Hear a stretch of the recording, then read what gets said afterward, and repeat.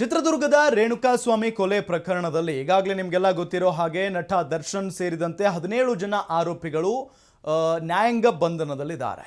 ಇದೆಲ್ಲದರ ನಡುವೆ ಇದೇ ಕೊಲೆ ಪ್ರಕರಣದಲ್ಲಿ ಹಲವರ ಹೆಸರುಗಳು ಕೂಡ ಹೊರಗಡೆ ಬರ್ತಾ ಇದ್ದಾವೆ.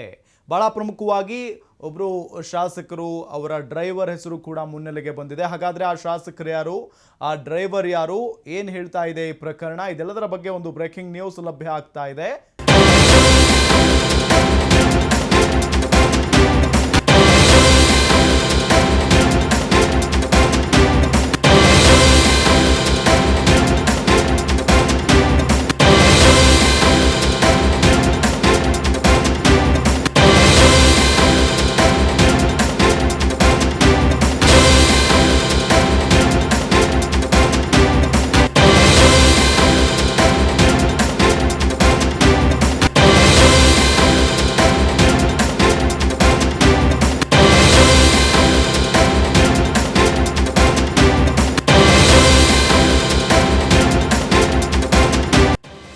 ಕ್ಷಣಕ್ಕೂ ತಿರುವು ಪಡೆದುಕೊಳ್ತಾ ಇದೆ ರೇಣುಕಾಸ್ವಾಮಿ ಕೇಸ್.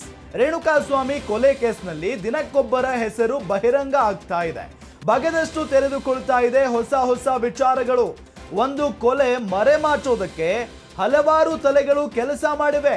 ಈಗ ಬೆಂಗಳೂರಿನ ಪ್ರಭಾವಿ ಶಾಸಕರೊಬ್ಬರ ಕಾರು ಚಾಲಕನ ಕೈವಾಡ ಇರೋದು ಗೊತ್ತಾಗಿದೆ.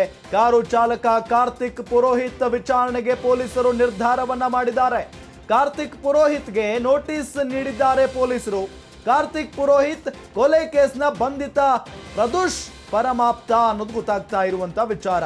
ಈಗಾಗಲೇ ಬಂಧನದ ಭೀತಿಯಿಂದ ತಲೆಮರೆಸಿಕೊಂಡಿದ್ದಾನೆ ಈ ಕಾರ್ತಿಕ್ ಅನ್ನೋ ವ್ಯಕ್ತಿ. ವಿಚಾರಣೆಗೆ ಹಾಜರಾಗದೇ ಇದ್ರೆ ಕಾರ್ತಿಕ್ ನನ್ನ ಬಂಧಿಸುವುದಕ್ಕೆ ಪೊಲೀಸರು ನಿರ್ಧಾರವನ್ನ ಮಾಡಿದ್ದಾರೆ. ಈತ ಒಬ್ಬ ಶಾಸಕರ ಕಾರು ಚಾಲಕ.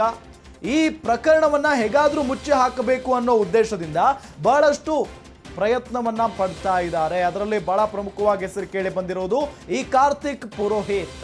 ಈತ ಒಬ್ಬ MLA ಕಾರು ಚಾಲಕ. ಈತ ಈ ಒಂದು ಪ್ರಕರಣದ ಆರೋಪಿ ಏನಿದಾನಲ್ಲ ಪ್ರದೋಷ್, ಆತನ ಪರಮಾಪ್ತ ಅನ್ನೋದು ಕೂಡ ಗೊತ್ತಾಗ್ತಾ ಇರುವಂತ ವಿಚಾರ.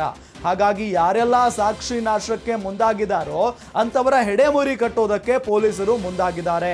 ಅದರಲ್ಲೂ ಬಹಳ ಪ್ರಮುಖವಾಗಿ ಈ ಕಾರ್ತಿಕ್ನನ್ನ ಈಗ ಅರೆಸ್ಟ್ ಮಾಡುವಂತ ಎಲ್ಲಾ ಸಾಧ್ಯತೆಯೂ ಕೂಡ ಇದೆ. ಆದ್ರೆ ಕಾರ್ತಿಕ್ ಪುರೋಹಿತ್ ಮಾತ್ರ ತಲೆಗೆ ಮರೆಸಿಕೊಂಡು ಹೋಗಿದ್ದಾನೆ ಅನ್ನೋದು ಗೊತ್ತಾಗ್ತಾ ಇರುವಂತ ವಿಚಾರ. ಹಾಗಾಗಿ ಆತನಿಗೆ ನೋಟಿಸ್ ಜಾರಿ ಮಾಡಲಾಗಿದೆ.